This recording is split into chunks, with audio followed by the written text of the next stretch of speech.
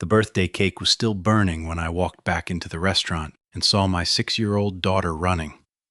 Not standing, not taking one trembling step between therapy bars. Running, 5 crooked, impossible strides across the polished floor, a paper plate of pink cake clutched in both hands. Ava had not moved her legs on command in 22 months. Every specialist had told me to prepare her for a life in a wheelchair. Yet there she was, racing toward the beautiful woman who had moved into the house beside ours and had never once introduced herself. The stranger dropped to her knees just before Ava crashed into her arms. Then she looked over my daughter's shoulder and met my eyes. She was crying, but her voice was steady. "Ethan, don't frighten her. She doesn't know she just did the impossible." I did not know how she knew my name. I did not know why Ava trusted her. And I had no idea that before the night ended, I would learn this woman had come to our street because of my child.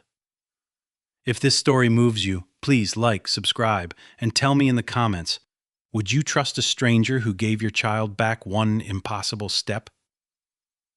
For one suspended second, nobody in Bellamy's Grill breathed. A waiter stood frozen with a coffee pot tilted over an empty cup.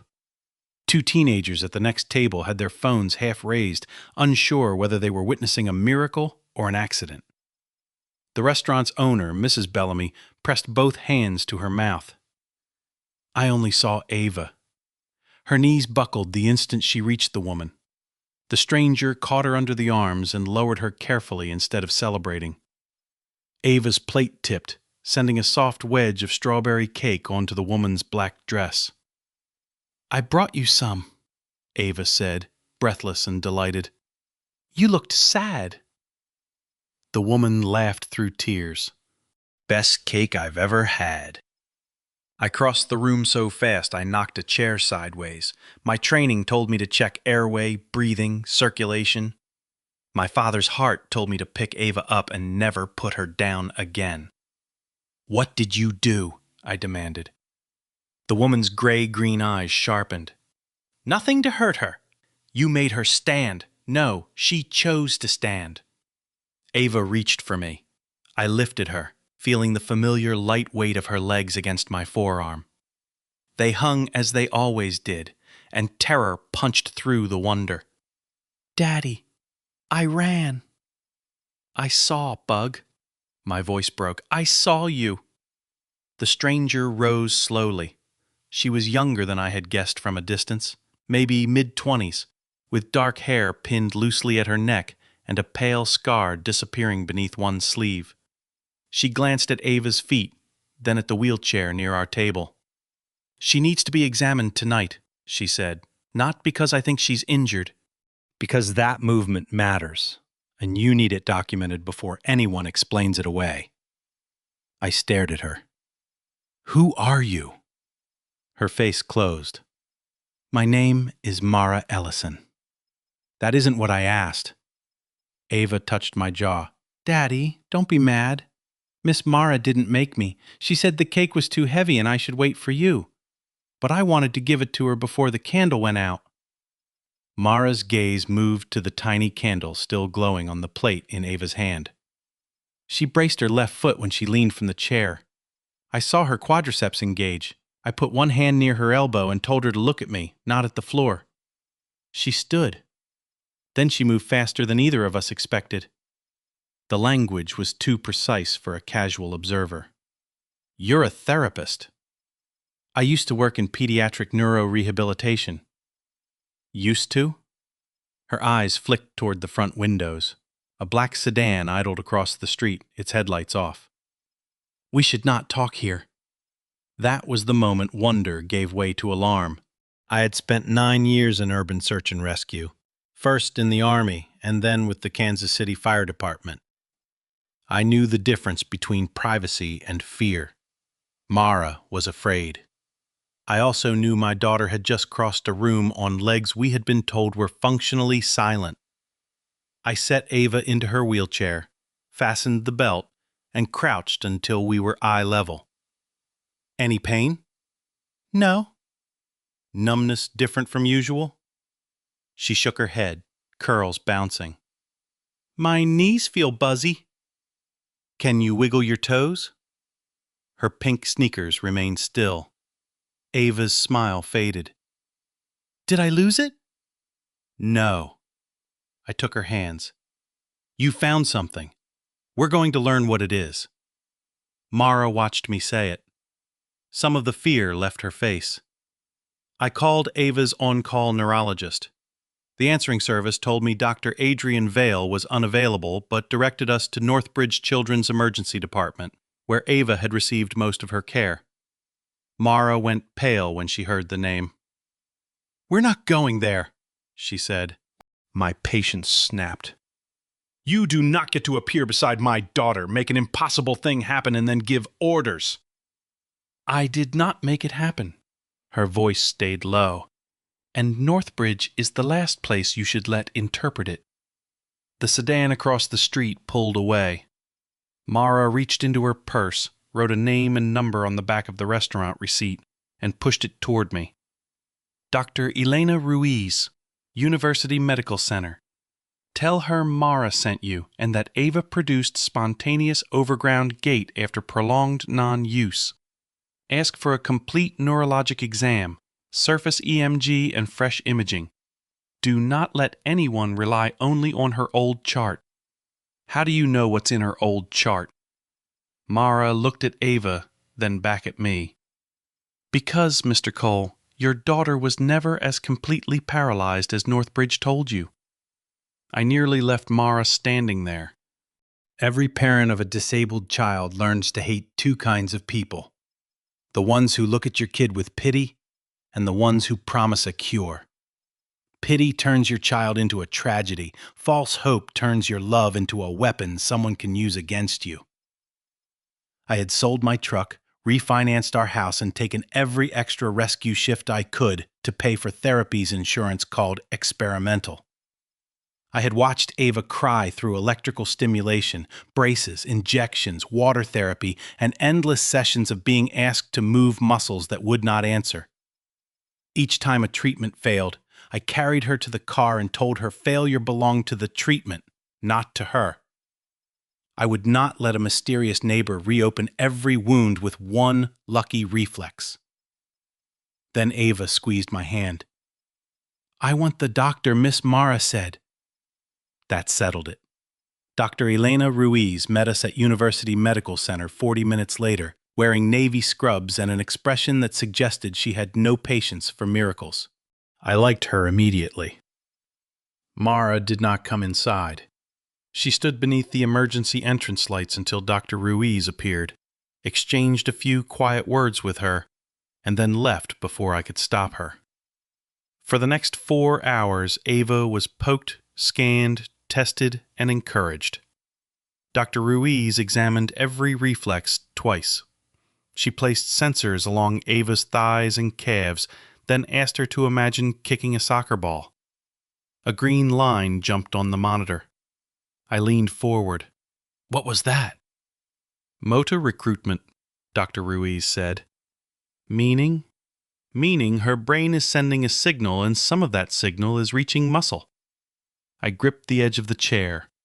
Northbridge said there was no purposeful activity below the injury. They documented none during their testing. That sounds like the same thing. It is not. Dr. Ruiz rolled closer to Ava. Sweetheart, when you stood tonight, did you decide to move your legs? Ava considered it. I decided to take the cake. Dr. Ruiz smiled slightly. That may be an important difference. The new imaging showed scar tissue from Ava's incomplete spinal cord injury, but not a total interruption. Dr. Ruiz explained that incomplete injuries could produce inconsistent pathways. Pain, fear, fatigue, and what she called a functional overlay could suppress movement without making it imaginary. Her injury is real, she said firmly. Her wheelchair is real. Her limitations are real. But the old prognosis was more absolute than these findings support. My mouth went dry. Could she walk again? She already did. The question is whether we can help her do it safely, reliably, and without teaching her that love depends on her performance. I looked through the glass at Ava, asleep beneath a warm blanket, a birthday crown still tangled in her hair. Someone taught her that? Maybe no one meant to. Children hear disappointment even when adults hide it. That landed harder than any accusation. I had never told Ava she had to walk. But she had seen me study research at midnight. She had watched me count savings, argue with insurers, and stare too long at playgrounds. Perhaps she had learned that every failed step hurt me, and her body had decided stillness was safer. Dr. Ruiz handed me copies of the new scans. Mata was right to send you here. You know her? I know her work. Why did she say Northbridge would explain this away? Dr. Ruiz removed her glasses. That is Mata's story to tell. It became my story when she moved next door to my child. Something changed in the doctor's face. She moved next door? You didn't know? No. That answer frightened me more than anything Mara had said. We got home near 3 a.m. Snow had started falling, whitening the ramps I had built after Ava's injury. The house beside ours was dark except for a lamp in the upstairs window. I carried Ava inside, tucked her beneath the quilt her mother had sewn, and stayed until her breathing deepened. Rachel had died in the crash that injured Ava. 22 months later, I still sometimes reached across the bed before remembering there was no one there. Grief had made me practical. I labeled medications, reinforced railings, mastered insurance codes, and learned how to braid hair badly enough that Ava finally taught me herself. I could enter a collapsed building without freezing, but I could not pass Rachel's side of the closet without feeling the floor shift. At 4:15, someone knocked. Mara stood on my porch with snow in her hair and a cardboard box against her chest. I owe you the truth, she said. Start with how you knew my name. She looked toward Ava's dark window. I found her file 18 months ago. I did not invite her in. The porch light carved shadows beneath her eyes. Up close, she looked exhausted rather than mysterious, as if sleep had become a place she no longer trusted. What file? I asked. Northbridge maintained a research archive separate from the medical records families received. Children were assigned study numbers. Outcomes that supported the program were highlighted. Outcomes that did not were recoded. A cold pressure built behind my ribs. Ava was in a study? You signed a rehabilitation consent packet after the crash. Page 27 included authorization for de-identified research use. I read every page. You read what they gave you. The electronic version was updated after your signature. I stepped closer. Be very careful. I know how that sounds. No, you know how a frightened father sounds. I'm a different thing. For the first time, she did not retreat behind a calm professional expression. Her chin lifted. Then be the man who looks before he swings. The words should have angered me. Instead, they stopped me. Because Rachel used to say almost the same thing whenever my temper outran my judgment. Mara shifted the box. These are copies. Treatment logs, internal emails, raw EMG captures. I cannot prove all of them are authentic without the original server, but I can show you why I came. Why you came to Kansas City or why you moved beside us. Both. I unlocked the door. We sat at my kitchen table beneath the weak yellow light above the sink. Mara opened the box carefully, laying out documents in chronological order. Ava's name did not appear. Her study number did. I recognized dates, therapists, and appointment times. I recognized the morning Ava had cried so hard she vomited because a technician increased the current on a stimulation unit after she begged him to stop. The official note in our portal said, "Tolerated protocol with mild distress." The internal log recorded, visible left quadriceps activation, and possible voluntary initiation. That line had been crossed out. Who crossed it out? I asked. Dr. Adrian Vale approved the final coding. Vale had been Ava's neurologist for almost 2 years. He was polished, reassuring, and always just hurried enough to seem important. He had told me not to chase isolated twitches. He had used the phrase compassionate acceptance while handing me a brochure for a lifetime mobility program Northbridge operated. What did he gain? Northbridge was testing a stimulation platform called StepLine.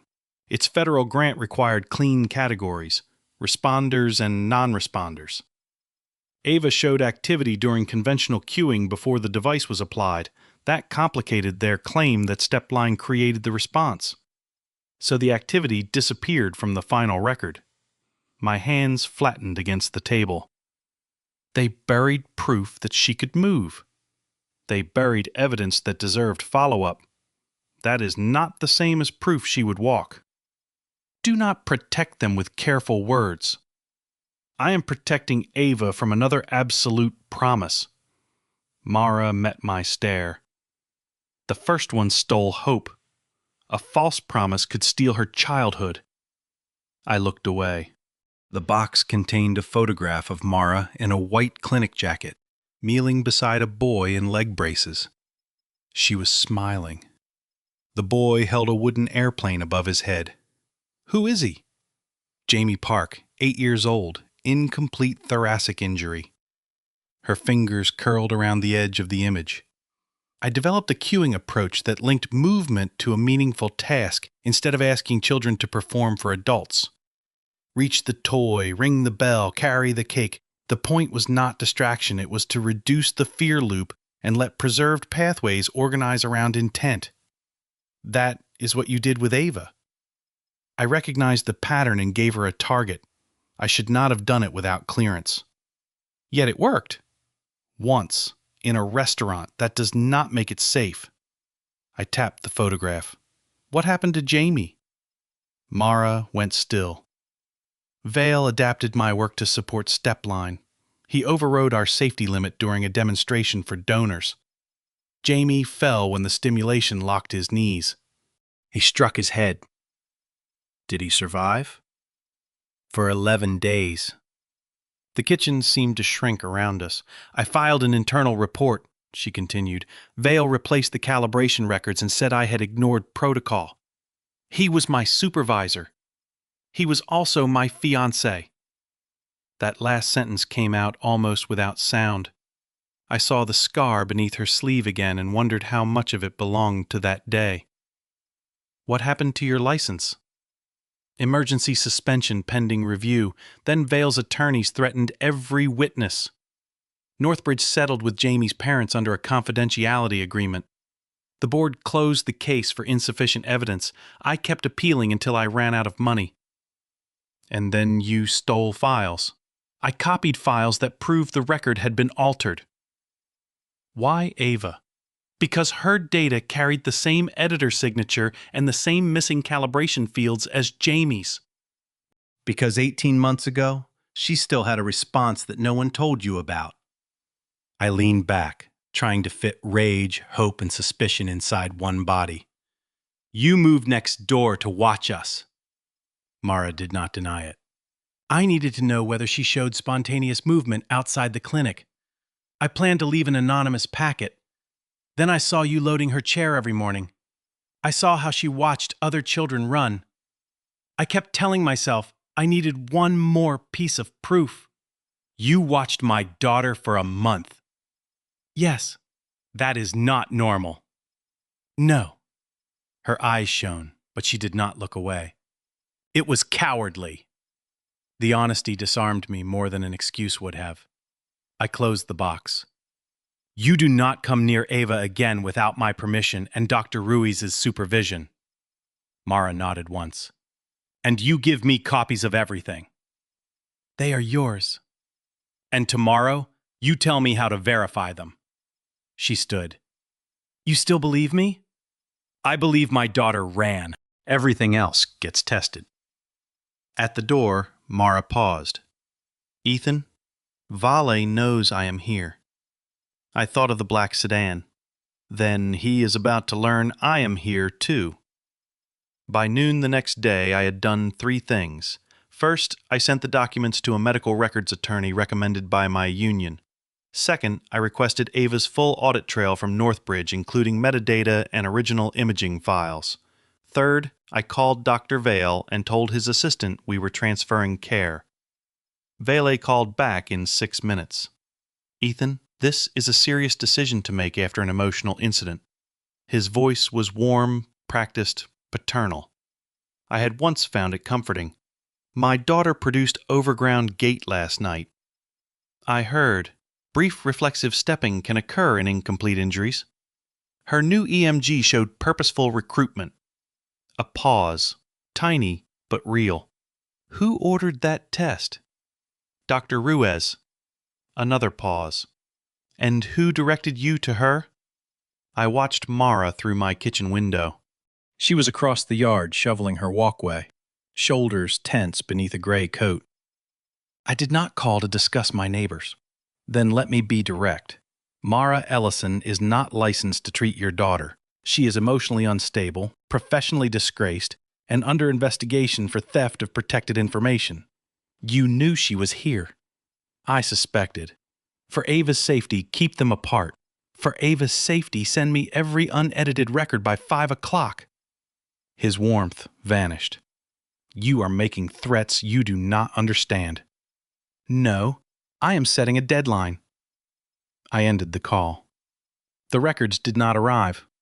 What did arrive was a certified letter warning me that removal from Northbridge's care could jeopardize Ava's place in its mobility assistance program. The program paid for maintenance on her wheelchair and part of our home equipment. The message was clear. Stop asking questions or lose support. I drove to the hospital with the letter on the passenger seat. Vale kept me waiting 40 minutes. When I finally entered his office, he did not stand. Framed photographs of him beside senators and athletes covered one wall. On another, a plaque thanked him for transforming impossible outcomes. I placed the letter on his desk. You will not use my daughter's chair as leverage. He folded his hands. No one is using leverage. Programs have eligibility requirements. She qualified yesterday. Yesterday, you trusted our judgment. Yesterday, I did not know you deleted evidence. His expression barely changed, but his right thumb stopped moving. Mara gave you stolen material. So it is real. I did not say that. You did not need to. Vale rose then.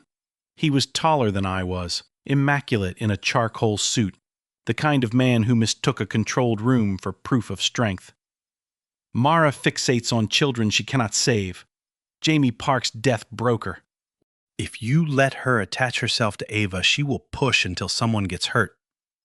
I leaned across the desk, not enough to threaten, enough to make sure he heard me. I have carried people out of buildings while the roof came down. The dangerous men were never the frightened ones. They were the ones who thought authority made them untouchable. His jaw tightened. You have until 5. I left before anger could make the decision for me. Dr. Ruiz arranged a licensed physical therapist, Tessa Morgan, to supervise Ava's new evaluation. Mara was allowed to observe and offer history, but not touch Ava unless Tessa requested it. I insisted on that boundary, and Mara accepted it without argument. The first session took place in our living room because Ava refused to return to any clinic. I moved the coffee table, anchored a temporary rail to studs in the wall, and spread thick gym mats across the floor. Ava watched all of us with narrowed eyes. No electricity? She asked. No electricity, Tessa promised. No surprises? No surprises. Ava pointed at Mara. She stays. Mara knelt several feet away. Only if you want me to. I do. The session lasted 22 minutes. For 18 of them, nothing happened. Ava sat on the edge of a padded bench while Tessa asked her to reach for colored rings. Her left thigh tightened twice. Her right ankle shifted a fraction. When Tessa asked her to stand, Ava's face drained of color. "I can't. You do not have to," I said. Her eyes filled. "But you want me to." There it was, the fear Dr. Ruiz had warned me about. I sat on the floor in front of her. "Ava, look at me. I want you. Chair, braces, running shoes, all of it. You never have to earn the way I look at you." Her lower lip trembled. "Even if I never do it again?" "Especially then." Mara turned her face away. I saw her wipe one cheek. Ava exhaled. The rigid line of her shoulders softened. Mara picked up the paper birthday crown from the side table. One point had bent during the hospital visit. "This is a serious problem," she said. Ava sniffed. "What?" "Your crown is crooked. A queen cannot conduct official business with a crooked crown." She placed it on her own head and sat cross-legged across the mat. "I refuse to fix it myself." Ava rolled her eyes. "You're silly." "Probably, but the crown remains in danger." Without being asked, Ava leaned forward. Her left foot pressed into the mat. Her hips lifted an inch. Tessa held up one hand, silently telling the rest of us not to react. Ava reached farther. Her right leg trembled, then accepted weight for half a second before she dropped back onto the bench. She had not stood. She had not failed either. She straightened Mara's crown. "There," Ava said. "Now you look less weird." Mara grinned. "A measurable improvement." Afterward, Tessa gave us a conservative plan. Short sessions, no forced standing, no promises, and immediate stops for pain or fatigue. Mara contributed cueing ideas only when asked. I watched her closely. She never once looked disappointed when Ava could not move. That evening I found Mara on my porch repairing the strap on Ava's crown with a strip of gold tape. "You do that for every patient?" I asked. "I do not have patience." The answer carried more pain than bitterness. I sat beside her. "Tessa said your method helped." "Tessa helped. Ava helped. I made a joke." "You always minimize what you do?" "Only when someone died after I was praised for doing it." Snow drifted beneath the porch light. For several minutes we listened to the muted sound of Ava singing to herself inside. "I am sorry about Jamie," I said. Mara pressed the tape flat with her thumbnail. "His parents used to call him Jet because he never walked anywhere. He launched. You remember everything. That is the punishment." "No." I took the crown gently from her hands. "Remembering him is not the punishment. Letting Vale decide what his life means would be." Mara looked at me then, not as Ava's father, not as a problem to solve, but as a man who had recognized the shape of her grief. The space between us changed. Before either of us could speak, a rock shattered her front window. I was across the yard before the glass finished falling. Mara had ducked behind the porch column. I pushed her lower, scanned the street, and saw taillights vanish around the corner. No second projectile came. Inside her house, the rock lay among glittering shards. A note had been tied around it with red string. "Stop using dead children." Mara stared at the words until her face emptied. I called the police, photographed everything, and gave them the sedan's description. Then I boarded the window with plywood from my garage while Mara stood in the kitchen, arms wrapped around herself. "You should take Ava and leave," she said. "No. Vale will turn this into a war." "He already did." I drove the last screw into the frame. "The difference is that now he knows we noticed. You do not understand what he can take from you." I faced her. "I understand exactly what can be taken. That is why I do not hand over what remains." Her eyes moved toward my wedding ring, which I still wore on a chain beneath my shirt. "I am not Rachel," she said quietly. "I know," The words came too quickly. They hurt her. I saw it. I stepped closer. Mara, look at me. I know you are not my wife. I am not asking you to fill a dead woman's place. Then what are you asking? The honest answer frightened me more than the broken window. I am asking you not to disappear every time someone cares whether you stay. Her breath caught. For one moment I thought she would kiss me. Instead, she pressed her forehead against my chest, and I held her while sirens approached. 3 days later, the audit trail from Northbridge arrived, after my attorney threatened an emergency court motion. Most of the files were incomplete. One was not. Ava's original EMG had been opened and modified from Vale's credentials 14 minutes after the session. The phrase, possible voluntary initiation, had been replaced with non-purposeful spasm. It was evidence, but not enough to prove the wider fraud. Nora Patel changed that. Nora had been Jamie's charge nurse. She contacted me after seeing a local news report about the vandalism. We met in a diner outside city limits. She brought a thumb drive containing time-stamped safety alerts and an audio recording of Vale ordering staff to continue Jamie's demonstration after Mara called for a stop. Why keep this for 2 years? I asked. Because I was afraid, Nora said. Then I saw that little girl's birthday crown in the news, and being afraid started to feel worse. The medical board scheduled an emergency hearing. Vale's attorneys responded by filing a complaint accusing Mara of practicing without a license and me of allowing an unstable stranger to experiment on my child. A child welfare investigator visited our home. I did not shout.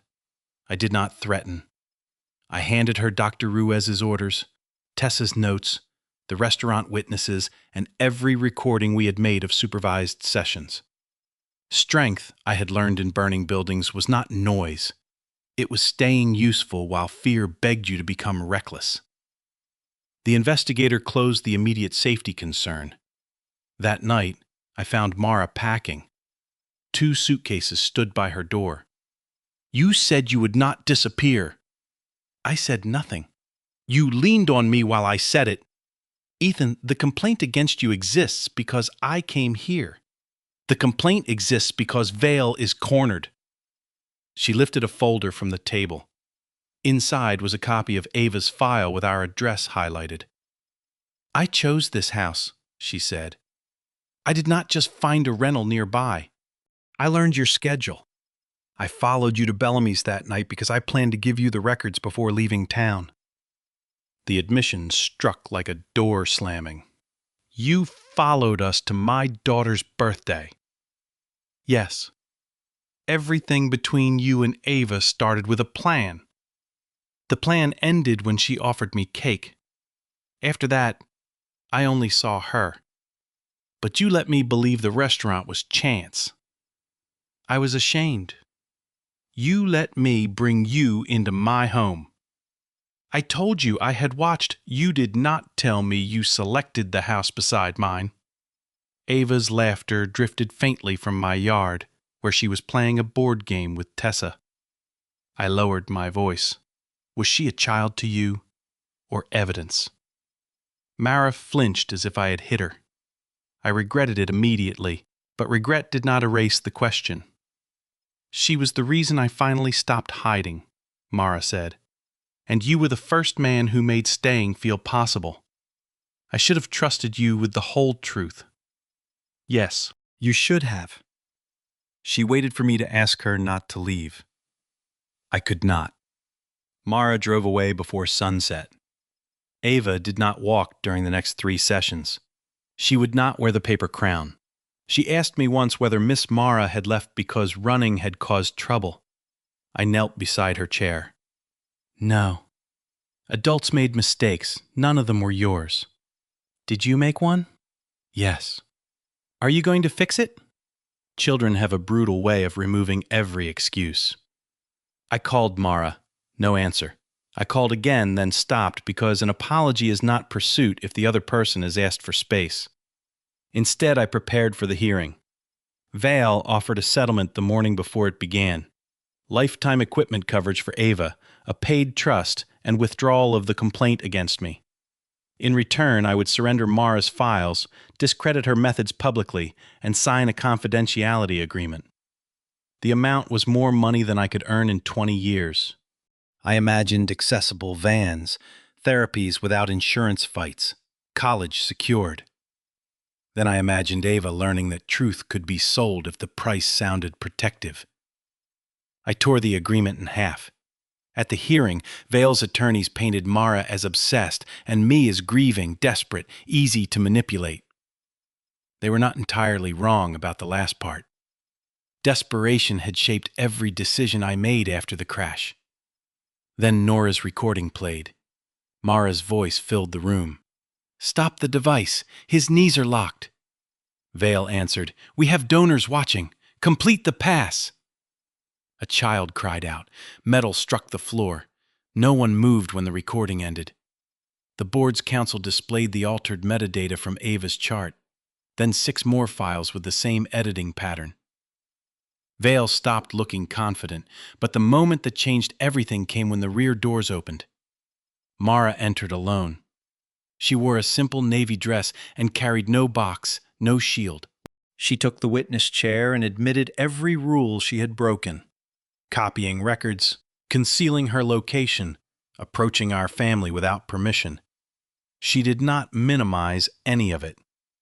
Then she explained why. "I was afraid that if I failed again, another child would pay, so I told myself hiding was caution. It was not. It was fear wearing professional language." Vale's attorney asked whether she had used Ava to restore her reputation. Mara looked at me across the room. "No. Ava restored my courage. Her father taught me what to do with it." I felt the truth of that, and the shame of the question I had thrown at her. When I was called, Vale's attorney placed the settlement offer before me. "You rejected guaranteed care for your daughter because of your feelings for Ms. Ellison?" "I rejected a bribe because my daughter's care should never depend on helping a powerful man hide what he did." "And your feelings?" I looked at Mara. "They made the decision cost more. They did not make it wrong." The board suspended Vale's license pending a full investigation, referred the altered records to prosecutors, and restored Mara's temporary authority to practice under supervision while her case was reviewed. Outside, reporters crowded the courthouse steps. Mara tried to slip away through a side corridor. I caught up with her beneath a row of tall windows. "I was cruel," I said. She stopped.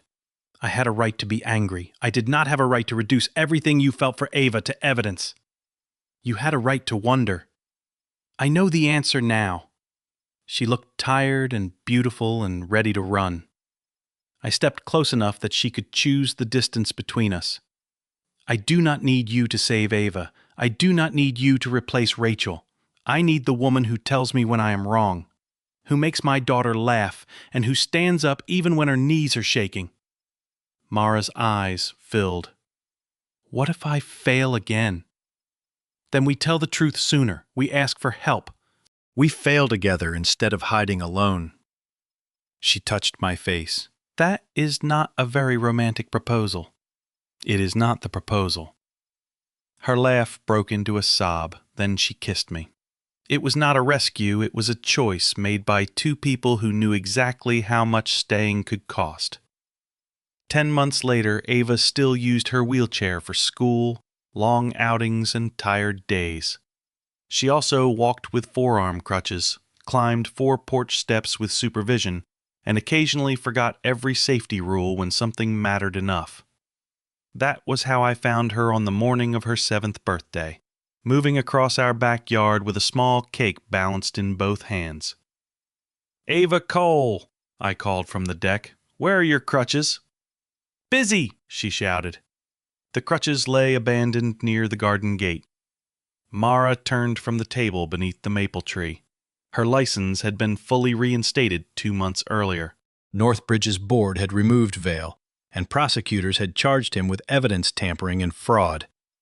Mara and Dr. Ruiz were opening a community rehabilitation program that would provide independent record reviews to families who could not afford them.